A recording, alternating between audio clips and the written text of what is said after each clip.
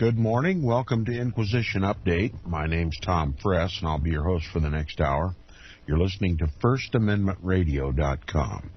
Now, we're going to continue immediately with our reading and discussion of the book Codeword Barbelon 2, Book 2 of the two-book series by P.D. Stewart. One of the most valuable books in my library, one of the most important books written for Christians today. I hope through the reading and discussion of this book, you'll see the value of this book and its predecessor, Codeword Barbelon 1, and get them for yourselves, read them for yourselves, and share them with friends and family. Do you want to know what the New World Order is all about? This is the book to read. This is a book about Antichrist. This is a book about the deception that deceives the whole world. It's a slam dunk. P.D. Stewart's done his homework. It's in black and white. It can be compared with history and with the Bible. It leaves no room for doubt. It minces no words. It's a book written for God's people today. Please get a copy of Codeword Barbelon. Now, beginning where we left off yesterday, the Jesuit professor Carroll Quigley, Bill Clinton's mentor, wrote, quote, speaking about the New World Order, quote, "The individual's freedom and choice will be controlled within very narrow alternatives by the fact that he will be numbered from birth and followed as a number through his educational training, his required military and other public service, his tax contributions, his health and medical requirements, and his final retirement and death benefits." This is a quote from Carroll Quigley in his monumental tome, Tragedy and Hope, A History of the World in Our Time, published in New York by Macmillan Company, page 866. It was published in 1974. And this book is so expository of the Vatican Jesuit-led New World Order that it is so expensive one can hardly afford a copy of it. But if you can find an affordable copy of this book by Jesuit Professor Carroll Quigley, entitled Tragedy and Hope, I encourage you to get it. It's a huge book. I have not read it myself simply because I cannot afford it, but I've read excerpts from it. And Jesuit priest Carroll Quigley simply laid it all out on the table. Why the Jesuits didn't shoot him is only explainable by the fact that Americans don't read today. Only those who are in controlling power read the right books.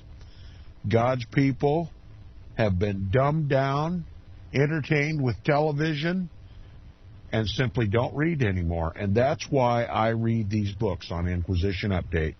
Oh, I could have so many more listeners if I would have great entertaining guests, a long retinue of interviews to do on Inquisition Update.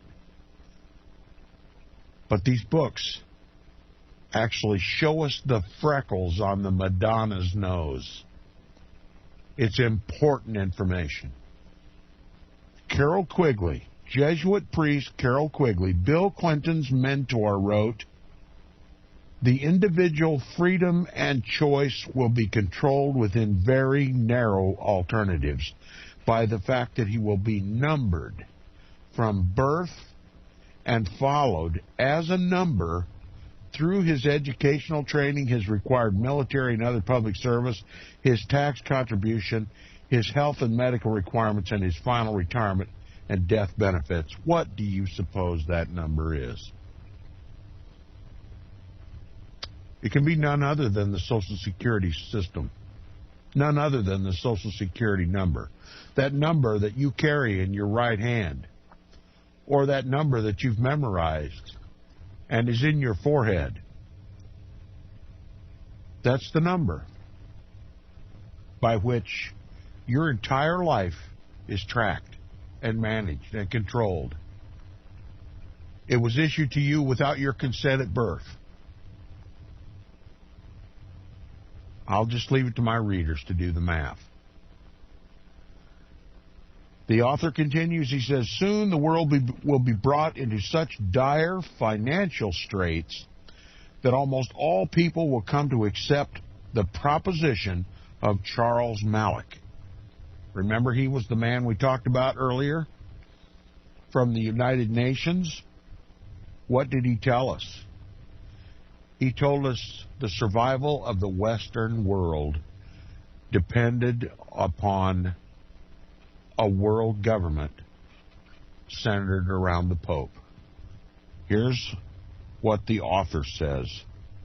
What proof do I offer in support of this bold assertion that the world is being intentionally brought into dire financial straits so that the unsuspecting people of the world will accept the new world political authority? That's right. The financial crisis that has inundated the world, the entire world, is a manufactured crisis designed for no other purpose than to make the world capitulate to a global political authority. Now, Bill Clinton's Jesuit professor Quigley explained how this seemingly impossibility will be brought about with the support of the vast majority of the people of the world. Listen to what this demon Jesuit priest says. Quote, the powers of financial capitalism had another far-reaching aim, nothing less than to create a world system of financial control, able to dominate the political system of each country and the economy of the world as a whole. This system was to be controlled by central banks of the world acting in concert by secret agreements. Now that's the citation for that quote is Quigley in his Tragedy and Hope, page 324. It's a very, very revealing and important book. He simply said that this financial crisis is going to drive the need for this new political world system. And it's going to be brought about by the cooperation of the central banks of all the nations. The central banks are the Vatican's banks. They're controlled by the Jesuit order. They're operated by Knights of Malta. And they all work in concert to drive the nations to desperate financial straits through debt, through war debt.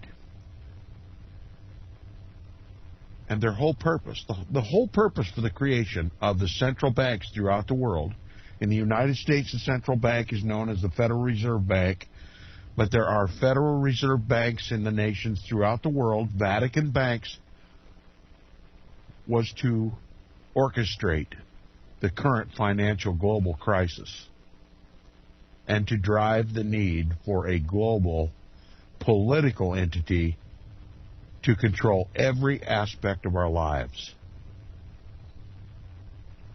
Now the book continues. Who are the secret parties to these secret agreements? Or rather, who controls these various parties? That, reader, is the subject of this volume. In the coming chapters, we shall see that the Pope's notion of a world political authority is based on the quote-unquote social gospel of the papal encyclical entitled Rerum Novarum. Who in America today at the highest level believes in Rerum Novarum? Why, Barack Obama. In 2009, President Obama told reporters repeatedly, through his advisors, that he, quote, has been profoundly, capital letters, profoundly affected by Roman Catholic teachings, unquote. More particularly by, quote, the teachings of social justice the Catholic teachings of social justice, Obama advisors told PBS journalist and political analyst Margaret Warner. It's been reported in the mainstream media that Barack Obama is most profoundly affected by the teachings of the Roman Catholic Church with regard to her version of social justice. There's an entire wing of the Roman Catholic Church that focuses on nothing but deciding how man should live. It's called Roman Catholic Social Doctrine.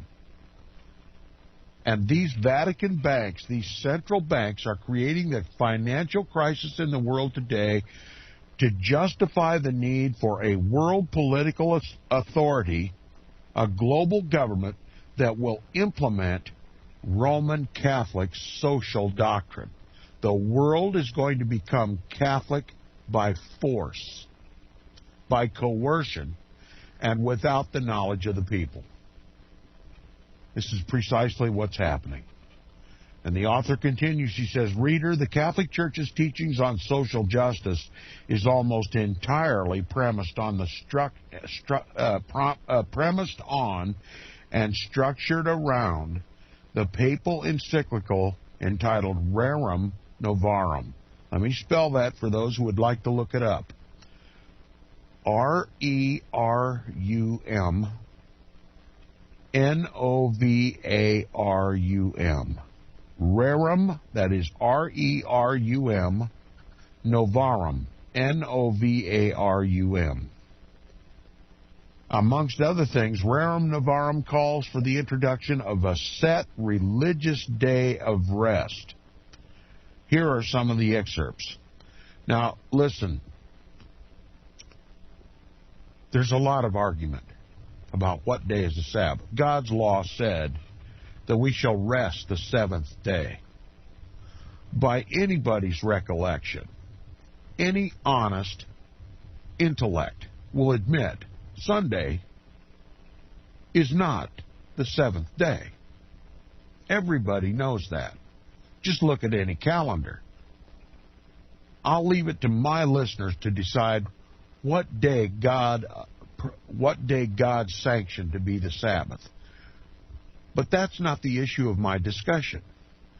My discussion is centered around the Pope putting himself in the position of dictating to the world what day is the Sabbath and making it a matter of political importance, imposing his will, his Sabbath, and his method of practicing Sabbath, which is not a day of rest, as is required by God's law, but a day of obligation. And you'll see as we continue reading this, he's not only going to dictate what day you're going to observe Sabbath, he's going to dictate how you observe Sabbath. He is completely usurping God's law. He's completely usurping God's authority in your life and dictating rules and regulations about Sabbath that will be implemented by your government that you will observe directly in contravention to the written Word of God. That is my point. I'm not going to get into any debates with anybody about what day is the Sabbath. I want you to see what the Pope's role in this is. Now, this papal encyclical, Rerum Novarum, calls for the introduction of a set religious day of rest. Here are some salient excerpts from Rerum Novarum. In paragraph 41, it says, quote, "There is an obligation of the cessation of work and labor on Sundays and certain holy days. Rest combined with religious observances disposes man to forget for a while the business of his everyday life, to turn his thoughts to things heavenly, and to the worship which he so strictly owes to the eternal Godhead. It is this, above all, which is the reason, the reason arid motive of Sunday rest. A rest sanctioned by God's great law of the ancient covenant. He rested on the seventh day from all his work which he had done. Unquote. They acknowledge the seventh day, but they say it's Sunday. And we've talked about Sabbath a lot on this program. It was the ancient Roman emperor who changed the solemnity of the Sabbath, the biblical Sabbath, to Sunday, the first day of the week. And it was a Roman Catholic attempt to take away from the Jews the rule of Sabbath, to overthrow God's law. And they said anybody who observes the Jewish Sabbath will be touted as a Judaizer. That's right. Christianity uses the idea that to uphold God's law is to Judaize. And Rome has used that slight tactic to overthrow God's law, and almost the entire Christian world observes the Pope's Sabbath. And from now on, that's what I call it. Sunday is the Pope's Sabbath. It is not God's Sabbath, not by any stretch of the imagination, not by any twisted reading of the Scriptures can one ever come to a solution that Sunday is anything but the Pope's Sabbath. Now, in paragraph 57 of Rerum Novarum, here's what it says. Let the working man be urged and led to the worship of God, to the earnest practice of religion, and among other things, to the keeping holy of Sundays and holy days. Again, this is from Rerum Novarum. You can find this on the Vatican.va website. Just punch Rerum Novarum into the subject or into the search engine and read it yourself. One of the prime considerations of the Vatican in this New World Order is the observance of Sunday. Not a day of rest, according to the Scriptures, but a day of religious obligation to the Roman Catholic Church. That's what I want my listeners to gather from this papal encyclical, Rerum Novarum. It puts so much seemingly pious emphasis on Sabbath and rest, and yet it turns right around out of the other side of its mouth, declaring that Sunday is that day, and then imposing religious observance of Sunday, church participation, and also requirements of observance of other so-called holy days as established by the Roman Catholic Church that are not even mentioned in the Bible. This is counterfeit Christianity. This is the Church of Antichrist. This is a subtle means of luring God's people away from the truth and substituting a counterfeit lie. God's people should not be deceived by Satan's subtle tactic. In this encyclical, Rerum Novarum, neither should they be deceived by the biblical and historical Antichrist, the Pope of Rome. Now, mark well, the language used is imperative. Whenever the Catholic Church speaks in such tone, you must realize that she means business. And she will not let up until she gets her way in that matter. What matter are we talking about? Sunday observance.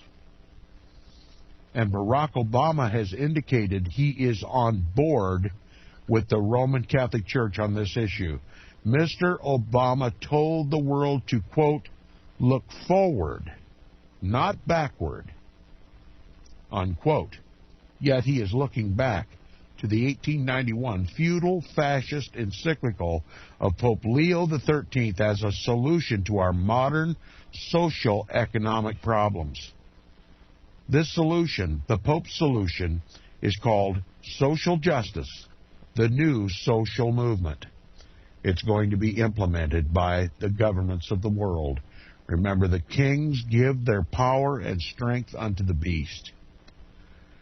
Now, prudent reader, as George P. Rutledge said, quote, unless the signboards are all wrong, America has been selected by the Pope as the future theater on whose stage Romanism proposes to do the last tango dance. And you've heard me say that this New World Order is Satan's last hurrah. Rutledge said the same thing. The New World Order is Satan's last hurrah. And the object of Satan's power in the world is the papacy that has deceived the whole world. The dragon gave the papacy his seat and power and great authority, and we're seeing it imposed upon the world today. No one who is a regular listener to Inquisition Update should be any more deceived about who is the biblical and historical Antichrist. And we're just getting started in this book. Now we're going to move on to chapter 6. It's entitled, By These Signs You Shall Know Them, the Builders. By these signs you shall know them, the builders. It begins with a quote from Genesis chapter 11, verse 4. Go to, let us build a city and a tower, whose top may reach unto heaven, unquote. This was speaking of the Tower of Babel, Satan's first attempt to unite mankind in rebellion against God under the boot heel of the first post-diluvial tyrant, the first Antichrist, Nimrod, the mighty hunter against the Lord. He was the first Nicolaitan. He built walled cities. He controlled the people. He led all the people into worshiping the creation more than the Creator, and to bow down and worship a tyrant. When you look at Nimrod and what he did and the legends surrounding him, you see the modern-day Nimrod, the Pope. These examples are given to us so that we will understand who the biblical Antichrist is in our day. It can be none other than the Pope of Rome. Here's a quote from Daniel chapter 2 and verse 44. Quote, But in the days of these kings, the God of heaven will set up a kingdom which shall never be destroyed, and the kingdom shall not be left to other people. It shall break in pieces and consume all these kingdoms, and it shall stand forever, unquote. Praise the mighty name of our Creator, Yahuwah. Praise the name of His Savior, Jesus Christ, the Messiah, Yahushua HaMashiach. The days of these kings are our days. The kings of the earth give their power and strength unto the beast. We see this before our face. It's facts on the ground, observable facts on the ground. This book is showing us that the kings of the earth have given their consent to the papacy to create a one-world government, a one-world religion, and a one-world economic system, a revival of the old Roman Empire, prophecies being fulfilled right before our very eyes. There's no doubt about it anymore. There's no arguing about it anymore. There's no denying it anymore. Don't let one of my listeners miss the point. The New World Order is a global hegemony of the biblical and historical Antichrist, the Pope of Rome. If I die, I tend to die well. I intend to die with the truth on my lips. This book is one of the most truthful books I've ever read. No holds barred. No sacred cows. No secrets. No subtle words that have to read between the lines. This is a plain-spoken man, just like the Iowa plowboy that's reading it. Please pray for me. Now, before I continue with the reading of the text of chapter 6 in this book, I want to mention particularly the use of the words the builders in the title. Nimrod was the first. He built the Tower of Babel. He built a tower to make a name for himself, to an imposing structure that would draw out of the people some awe, a sense of awe and reverence for this man. The center of the Tower of Babel was the center of his empire. It represented his power and omnipotence and strength, his Antichrist features. And Freemasons today regard themselves as the builders. And the connection between Freemasonry and the hierarchy of the Roman Catholic Church is a thesis that I intend to build throughout the reading of this book. But this is the first veiled allusion to Freemasonry. I'll just sum it up quickly.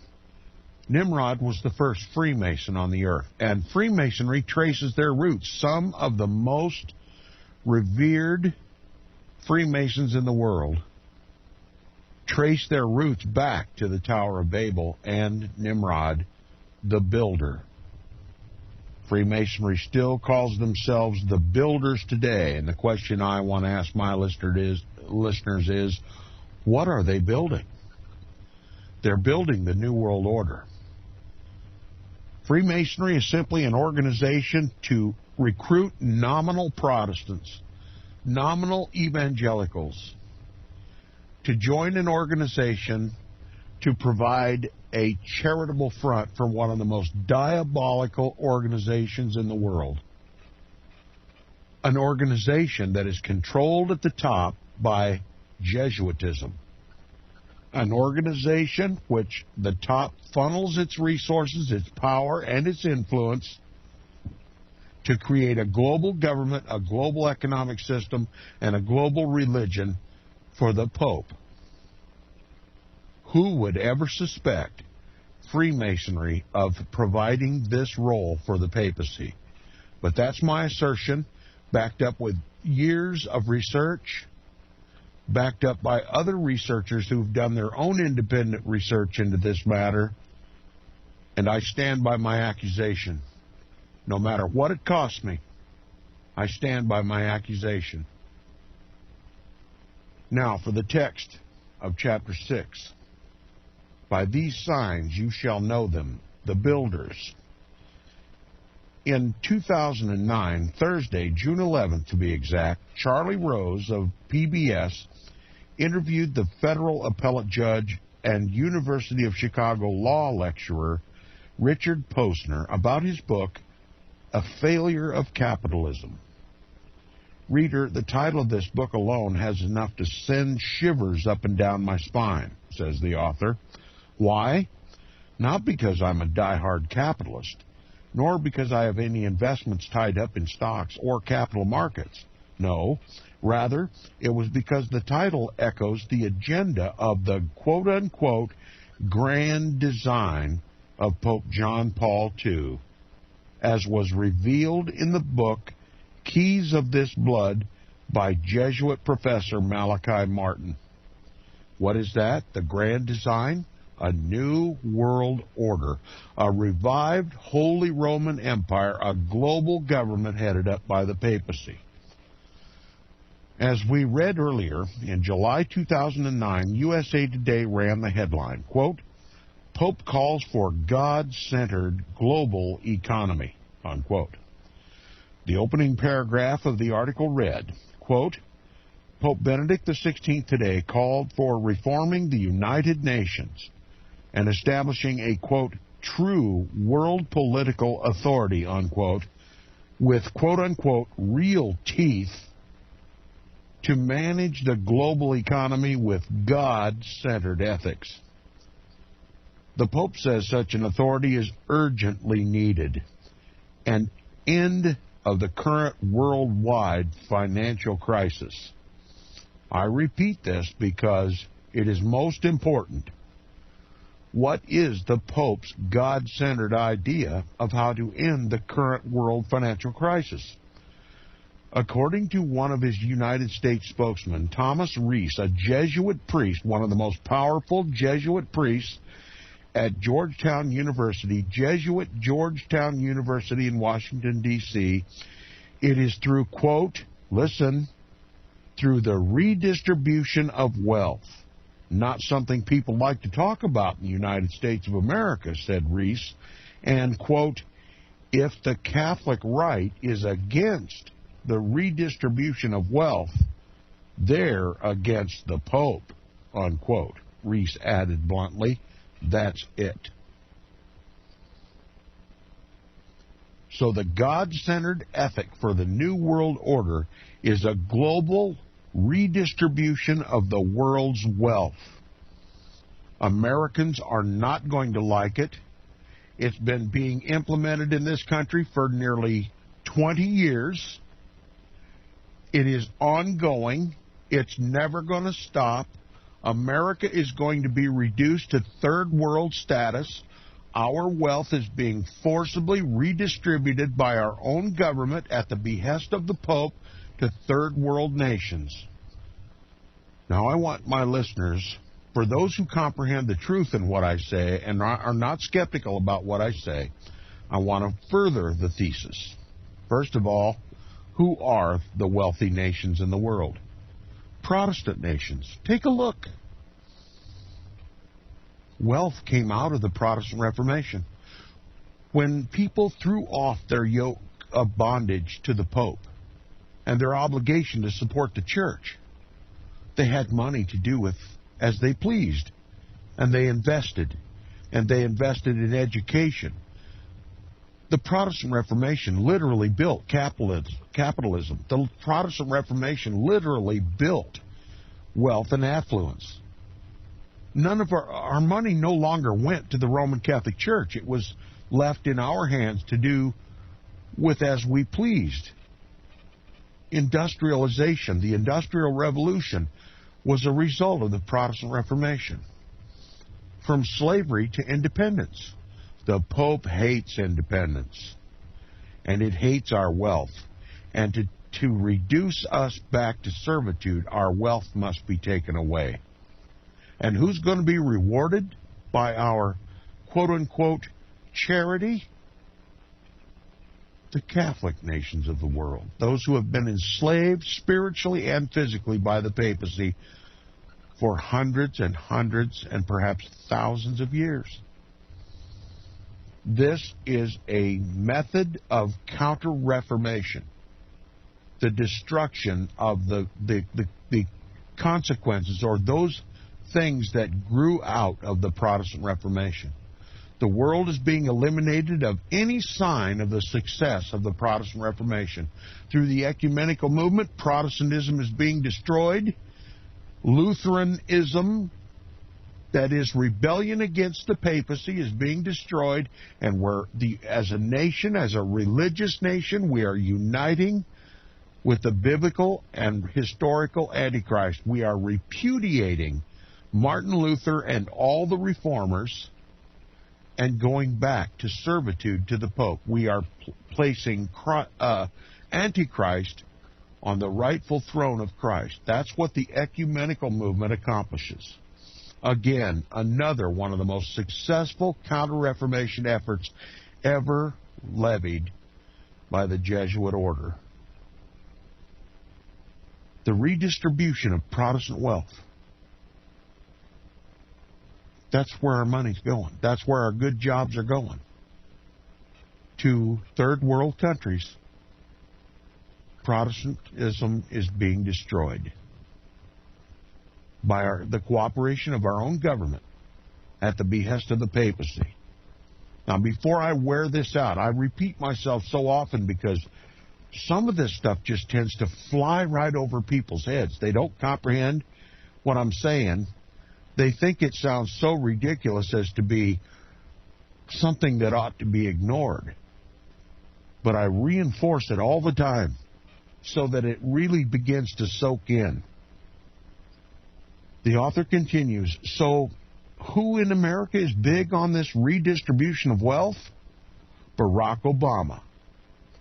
Malachi Martin explained, that the Pope is the, quote, serene and confident servant of the grand design. This was a quote taken from page 47 and 50 in his book. What is the grand design? Malachi Martin says it is, quote unquote, heaven's agenda. In fact, he called it the grand design of God for the New World Order. So we have it from good authority that the Pope, the Vatican, the Roman Catholic hierarchy is the power behind the push for a new world order. The grand design involves economic control, who can buy and sell, prophecy fulfilled, religious control concerning worship, and political control, socialistic in its early stages, but later to turn fascist. I say more on this later in the chapter of the book entitled Creeping Totalitarian, the Grand Design Exposed. In the first volume of this book, Codeword Barbelon 1, I quoted Council on Foreign Relations President Les Gelb telling Charlie Rose of PBS that, quote, the New World Order was already here, and that willing or not, ready or not, we are all involved, unquote. What is most curious about this expression is that Jesuit priest Malachi Martin used an almost identical phrase in his best-selling book, The Keys of This Blood. We have read this statement before, but it bears repeating. Here's the quote from Malachi Martin's book. Willing or not, ready or not, we are all involved in an all-out, no-holds-barred, three-way global competition. The competition is about who will establish the first one-world system of government. It is about who will hold and wield the dual power and authority and control over each of us as individuals and over all of us together as a community, over the entire 6 billion people expected to inhabit the earth in the third millennium. No one can be exempted from its effects. No sector of our lives will remain untouched in that competition now well underway, unquote. And again, the author suggests that we read Revelation chapter 13, verse 16 through 17, and see for yourself that this literally fulfills Bible prophecy. Again, the author says, now see Revelation chapter 13, verse 16 and 17. On page 341 of that same book, Malachi Martin writes that this one-world government will be, quote, dominated by an international bureaucracy which controls and directs every citizen and every nation for the good of all. He says it's a winner-take-all race for world dominion. Reader, these are the words of a Roman Catholic Jesuit professor of the highest rank, a man who was a close confidant and advisor to 3 popes of recent memory. In April 2009, an official announcement was made that we are on the threshold of a new world order. Read it from the mouth of British Prime Minister Gordon Brown. Here's what he said, quote, our message is clear and certain. We believe that in this new global age, our prosperity is indivisible. We believe global problems require global solutions. Brown said further, I think a new world order is emerging, and with it the foundations of a new and progressive era of international cooperation.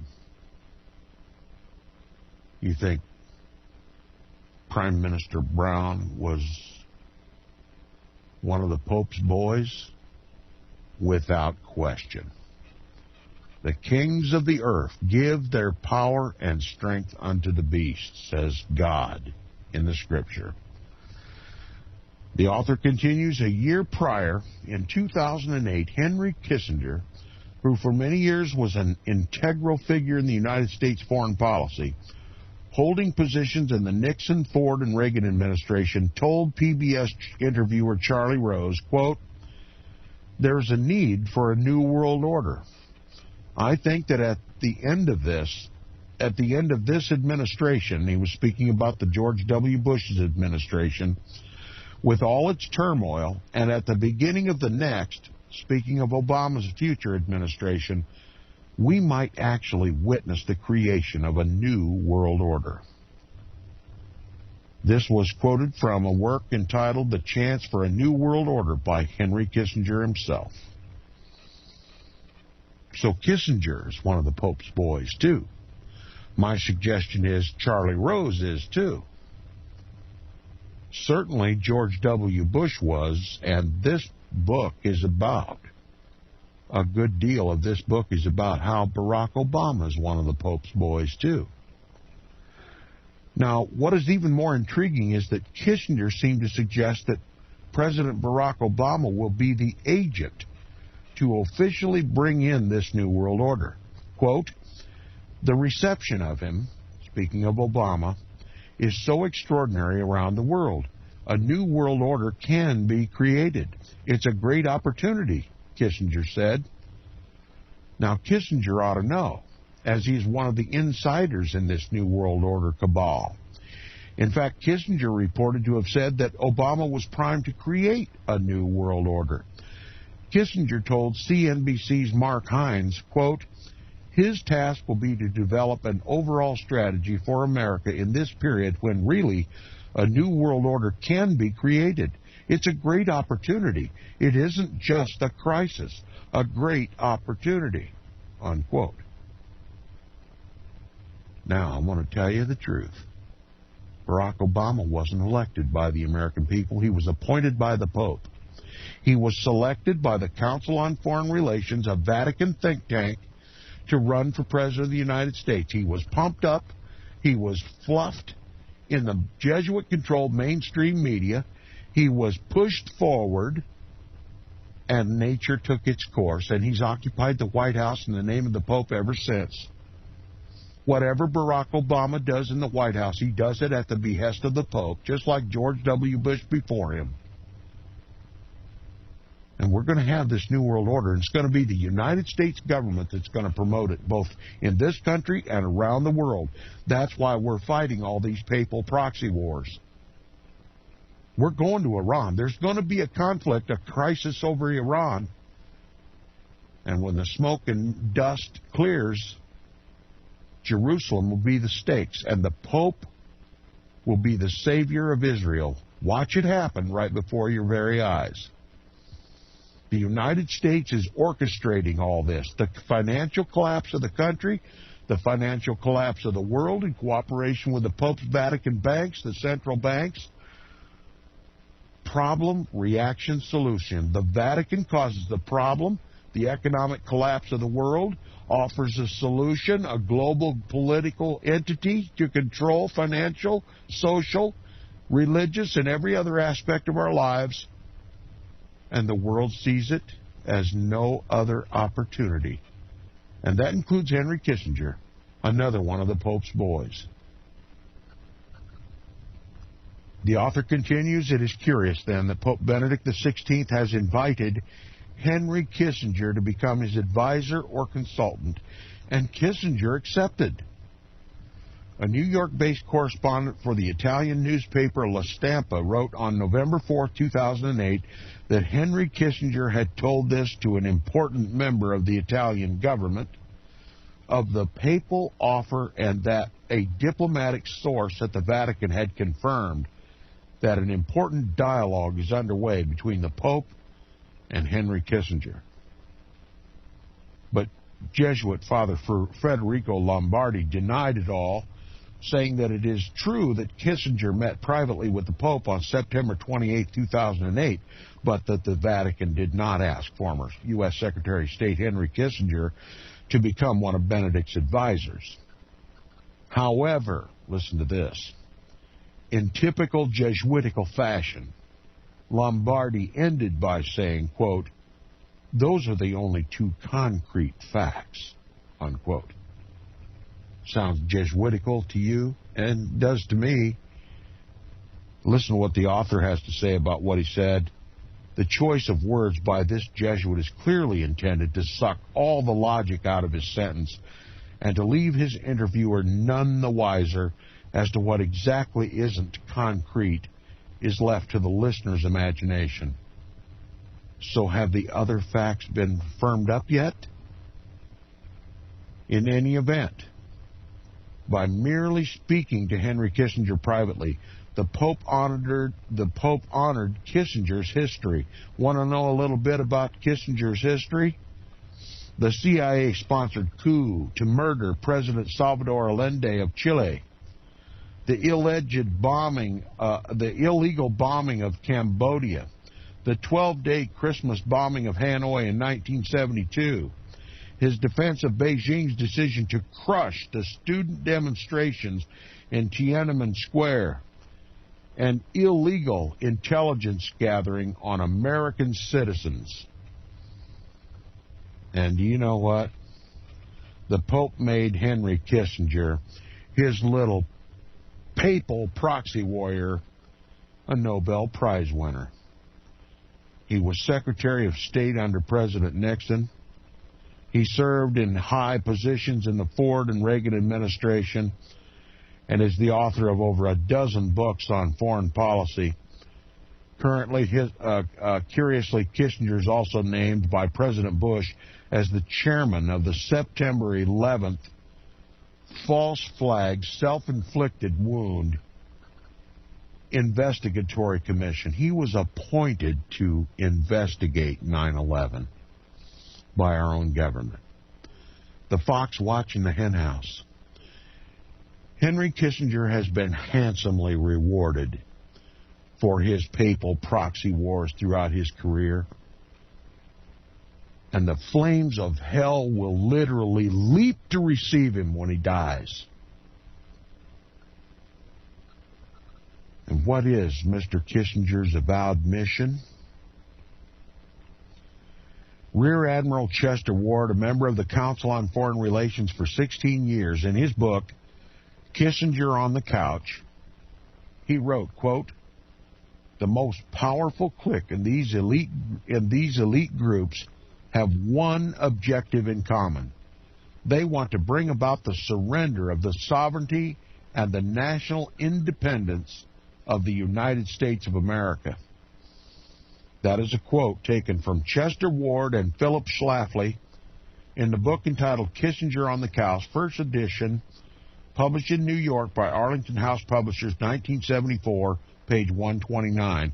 See also Barry Goldwater's work entitled With No Apologies, The Personal and Political Memoirs of the United States Senator, published by HarperCollins, 1979, page 277 and 278. Kissinger is a demon. He works for the Pope. And we'll talk more about Admiral Chester Ward and what he had to say about the Council on Foreign Relations and about Henry Kissinger on the program tomorrow. Thanks for listening today. Please remember to pray for me and pray for First Amendment Radio and pray for yourselves. This New World Order is real. It's on our doorstep. God give us faith and grace to survive in His name. See you tomorrow.